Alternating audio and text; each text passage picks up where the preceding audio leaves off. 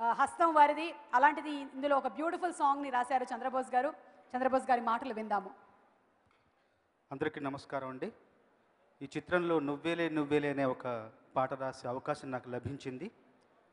ఆర్తి ఆర్ద్రతతో కూడిన ఒక అర్థవంతమైన సందర్భం నాకు లభించింది. ఆ సందర్భాన్ని సద్వినియోగపరుచుకున్నాననే భావిస్తున్నాను.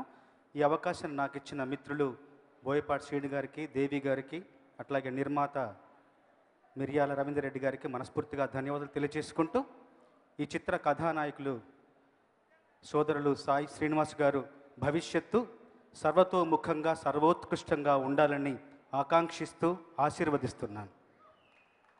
మీరు ఆనవాయితీ ఆ పాట పాడడం అనేది ఎప్పుడు? మీరు పాడకుండా వెళ్ళిపోతే? మీరు అడగడం ఆనవాయితీ కదా. నువ్వేలే నువ్వేలే నా ప్రాణం నువ్వేలే, కన్నీళ్లకు నవ్వులు నేర్పిన నేస్తం నువ్వేలే. నువ్వేలే నువ్వేలే నా లోకం నువ్వేలే, చీకట్లకు రంగులు పూసిన స్నేహం నువ్వేలే.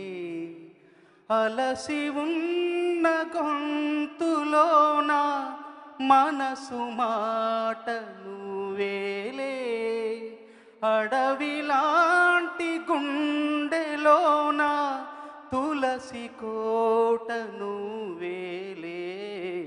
నువ్వేలే నువ్వేలే నా ప్రాణం నువ్వేలే, కన్నీళ్లకు నవ్వులు నేర్పిన నేస్తం నువ్వేలే. సూపర్ చంద్రబోస్ గారు, కన్నీళ్ళకి నవ్వులు నేర్పించేశారు మీరు, అడవిలో తులసి కోట పెట్టించేశారు. సూపర్ చంద్రబోస్ గారు, థ్యాంక్ యూ.